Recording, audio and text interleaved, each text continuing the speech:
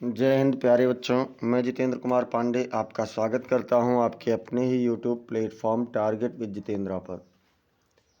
प्यारे बच्चों, इस समय कक्षा 11 और 12 के लिए हम लोगों का ट्रांसफॉर्मेशन ऑफ सेंटेंसेस का सीरीज चल रहा है, जिसमें हम लोग इससे पहले 5 पार्ट्स पढ़ चुके हैं।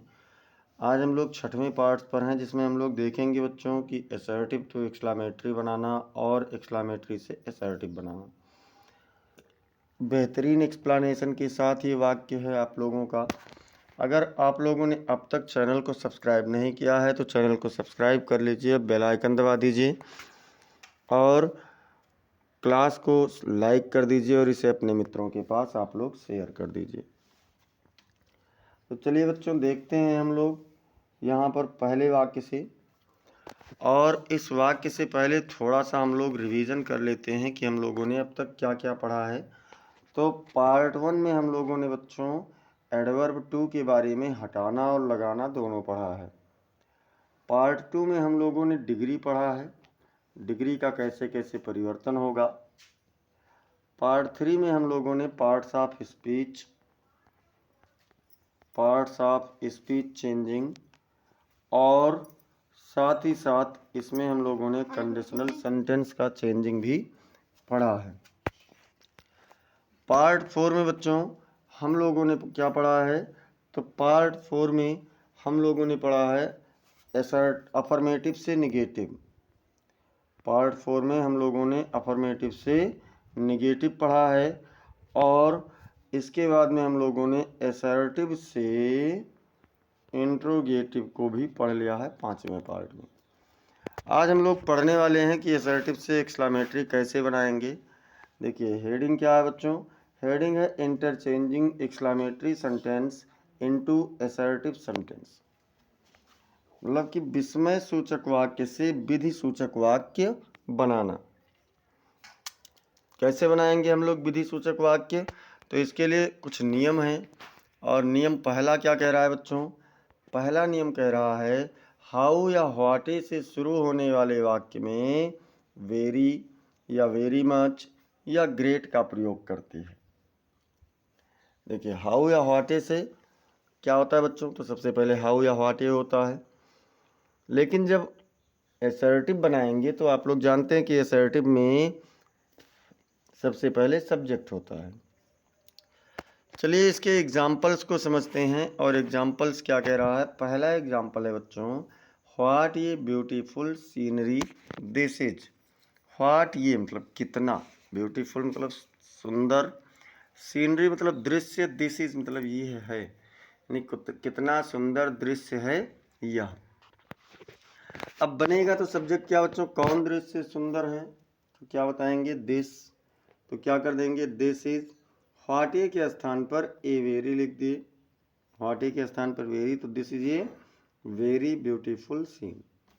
यह एक बहुत ही सुंदर दृश्य है। दूसरा एग्जाम्पल देखते हैं बच्चों। तो दूसरा एग्जाम्पल कह रहा है how beautiful the rainbow is. इंद्रधनुष कितना सुंदर है। इंद्रधनुष कितना सुंदर है। अब इसका क्या बनाएंगे?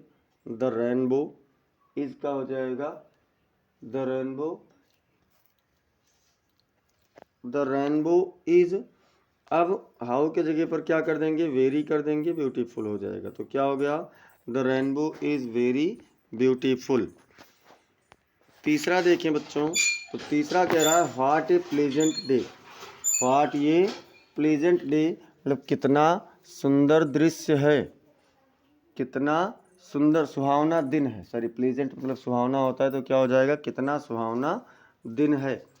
अब जब इसका आंसर बनेगा तो क्या बनेगा? देखिए यहाँ सब्जेक्ट कुछ नहीं है, लेकिन मौसम के बारे में बात हो रहा है बच्चों, और मौसम के लिए इट का प्रयोग होता है। तो इट इज़ अंडरस्टैंडिंग से हम लोग लगा लेंगे, क्योंकि मौसम है तो इसलिए इट इज़ लगाएंगे। अगर कोई वस्तु होता तो दिस दैट का भी प्रयोग कर सकते थे। व्हाट ए के लिए वेरी हो गया और प्लीजेंट डे लिख दिया, तो क्या बन गया? It is very pleasant day, मतलब यह बहुत ही सुहावना दिन है। अगला कह रहा है बच्चों हाउ वाइज ही इज, यानी वह कितना बुद्धिमान है। अब जब इसका बनाएंगे असर्टिव तो सब्जेक्ट है ही, तो ही इज लिख लिए। फिर हाउ की जगह पर वेरी कर दिए, वाइज कर दिए, ही इज़ वेरी वाइज। आशा है कि आप लोगों को ये वाला समझ में आ गया होगा कि कैसे हम लोग इस नियम से कैसे कार्य किए। और इसके बाद में अब हम लोग देखते हैं बच्चों दूसरा नियम। दूसरा नियम क्या कह रहा है? दूसरा नियम कह रहा है कि एलास के लिए it is very sad that, hurrah के लिए it is very joyful that, तथा ब्रेवो के लिए इट इज़ अप्लाउडेड दैट लिख कर शेष वाक्य लिख देते हैं। मतलब इस तरीके से लिखेंगे अगर ये शब्द लगे हुए हैं, और उसके बाद में हमें क्या करना है, जो भी वाक्य बचा है उसको वैसे लिख देते हैं। एग्जाम्पल्स में देख लेते हैं। जैसे कहा गया alas she died so soon. Alas मतलब हाय, सी डाइड मतलब वह मर गई, सो सून इतनी जल्दी, हाय वह इतनी जल्दी मर गई। अब बनेगा क्या बच्चों? इट इज़ वेरी सैड, ये बहुत दुख की बात है, दैट सी डाइड सो सून, कि वह इतनी जल्दी मर गई। क्या बना? कि यह बहुत दुख की बात है कि वह इतनी जल्दी मर गई। अब अगर हम दूसरा एग्जाम्पल देखें तो दूसरा एग्जाम्पल कह रहा है बच्चों कि hurray we have won the match. Hurray मतलब वाह, वी हैव वॉन हम जीत गए हैं, द मैच मतलब मैच, वाह हम मैच जीत गए हैं। अब अगर इसका बनाए तो हुर्रा के लिए क्या करते हैं? It is very joyful that. क्या हो जाएगा? It is very joyful that, यानी यह बहुत प्रसन्नता की बात है कि। अब इसके बाद शेष वाक्य क्या है बच्चों? We have won the match, तो वही हमने भी उतार दिया, we have won the match मतलब ये बहुत प्रसन्नता की बात है कि हम मैच जीत गए। तीसरा एग्जाम्पल ब्रेवो वाला देख लीजिए। ब्रेवो वाला क्या कह रहा है? Bravo you have done well, यानी शाबाश तुमने अच्छा किया है। क्या हो गया बच्चों? कि शाबाश तुमने अच्छा किया है। अब जब इसका हम लोग बनाएंगे तो क्या बनेगा? इट इज़ अप्लाउडेड, ये प्रशंसा किया जाता है। देखिए ब्रेवो में क्या है? ब्रेवो का मतलब प्रशंसा करना ही तो होता है शाबाश का। तो क्या हो गया कि यह प्रशंसा किया जाता है, that you have done well, कि आपने अच्छा किया है। तो इस प्रकार से बच्चों एसर्टिव से मतलब एक्सक्लेमेटरी से एसर्टिव को बनाया गया। अगर हम लोग देख लेते हैं इसी समय इसका उल्टा भी, कि interchanging assertive sentence into exclamatory sentence. मतलब क्या होगा बच्चों? कि विधि सूचक से विस्मय सूचक वाक्य बनाना। भाई विधि सूचक वाक्य है तो उसको हम विस्मय सूचक वाक्य में कैसे बनाएंगे, ये हम लोग यहाँ पर देखेंगे। तो इसमें करना क्या है बच्चों? कि ये है अपने पूर्व से, यह अपने से पूर्व नियम का उल्टा होता है। इसका पूर्व नियम क्या था? कि एक्सक्लेमेटरी से एसर्टिव कैसे बनाएंगे। और यहाँ पर क्या हो रहा है बच्चों? यहाँ पर है कि एक्सक्लेमेटरी से एसर्टिव कैसे बनेगा। ऊपर था कि एक्सक्लेमेटरी से एसर्टिव, इसमें क्या है? एसर्टिव से एक्सक्लेमेटरी, तो जाहिर सी बात है उल्टा नियम तो होगा ही। एग्जाम्पल्स को देखते हैं बच्चों। एग्जाम्पल्स कह रहे हैं this is a very beautiful scene, यह एक बहुत ही सुंदर दृश्य है। क्या कहा गया? यह एक बहुत ही सुंदर दृश्य है। तो देखिए जब वेरी शब्द हो उसके बाद में ब्यूटीफुल हो, ब्यूटीफुल मतलब कोई भी एडजेक्टिव हो और एडजेक्टिव के बाद नाउन हो, जैसे वेरी हो या वेरी मच हो या फिर ग्रेट हो और उसके बाद में एडजेक्टिव हो और उस एडजेक्टिव के बाद में नाउन हो, तो हम क्या करेंगे बच्चों? वेरी की जगह पर व्हाट, ये फिर उस एडजेक्टिव को यानी ब्यूटीफुल हो गया, और फिर सीनरी, यहाँ पर सीन होना चाहिए, सीनरी हो गया है। फिर सब्जेक्ट को उठाएंगे दिस और इज, तो क्या हो गया बच्चों? कि what a beautiful scenery this is, मतलब यह कितना सुंदर दृश्य है। अगला देखते हैं बच्चों दूसरा एग्जाम्पल। तो दूसरा कह रहा है कि the rainbow is very beautiful, इंद्रधनुष बहुत सुंदर है। अब देखो वेरी मिला, इसके बाद एडजेक्टिव मिला, लेकिन एडजेक्टिव के बाद नाउन नहीं मिल रहा है, तब क्या करेंगे? तो हाउ पहले लिखेंगे और उसके बाद में ब्यूटीफुल यानी एडजेक्टिव लिख देंगे, फिर सब्जेक्ट द रेनबो इज, यानी how beautiful the rainbow is, किस मतलब इंद्रधनुष कितना सुंदर है। अगला देखते हैं बच्चों तीसरा कह रहा है कि it is very pleasant day, it is very pleasant मतलब बहुत सुहावना, डे मतलब दिन है, बहुत सुहावना दिन है। अब क्या करेंगे बच्चों? तो देखिए वेरी के बाद प्लेजेंट शब्द क्या है? एडजेक्टिव है, और डे क्या है? नाउन है। तो क्या करें, व्हाट ए लिख दिए, प्लेजेंट लिख दिए, फिर डे लिख दिए। व्हाट ए प्लेजेंट डे और इट इज़ को सबसे लास्ट में कर दिया गया। मतलब कितना सुंदर या कितना सुहावना दिन है। चौथा देखते हैं बच्चों, तो चौथा क्या कह रहा है कि he is very wise. He is मतलब वह है, वेरी माने बहुत, वाइज माने बुद्धिमान, वह बहुत बुद्धिमान है। कैसे बनेगा, सबसे पहले देखिए वेरी शब्द है, वेरी के बाद में एडजेक्टिव है लेकिन उसके बाद नाउन नहीं है, तो हाउ आएगा। हाउ वाइज, हाउ के बाद एडजेक्टिव हो जाएगा हाउ वाइज, और बचा क्या, वह है यानी ही इज़। तो क्या हो गया बच्चों, हाउ वाइज ही इज़।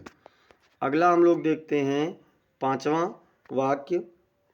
पांचवा कह रहा है it is very sad that, बहुत दुख की बात है कि शी डाइड सो सून, वह इतनी जल्दी मर गई।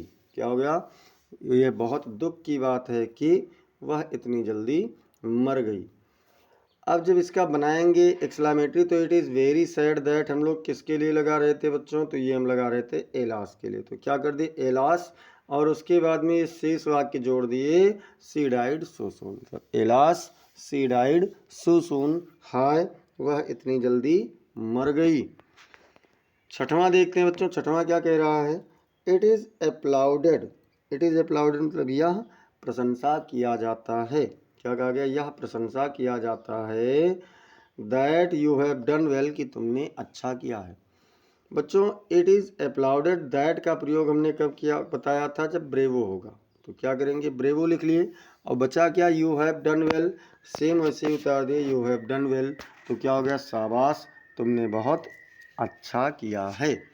सातवां देखते हैं, सातवां कह रहा है बच्चों कि it is very joyful that we have won the match, कि हमने मैच को, ये बहुत प्रसन्नता की बात है कि हमने मैच को जीत लिया है। अब बच्चों it is very joyful that हम लोग लगाते थे हुर्रा के लिए, हमने क्या किया, हुर्रा लिख दिया। उसके बाद में सेम वैसा ही लिख दिया, we have won the match, मतलब शाबाश हम मैच जीत गए हैं। अब एक वाक्य मैं यहाँ पर आप लोगों के लिए लिख रहा हूँ बच्चों, जिसे आप लोगों को बनाना है कि it is very shameful, it is very shameful that you have done that, ये बहुत शर्म की बात है कि तुमने ऐसा किया है। इसका आप लोगों को चेंज करके बताना है कमेंट सेक्शन में कि इसका सही वाला क्या बनेगा। अब हम चलते हैं और थोड़ा सा यहाँ पर सूचना कि अगर आप लोगों ने अब तक बच्चों चैनल को सब्सक्राइब नहीं किया है तो चैनल को सब्सक्राइब कर लीजिए और साथ ही साथ बेल आइकन भी दबा दीजिए, जिससे आपको सभी क्लास की अपडेट्स मिलती रहें।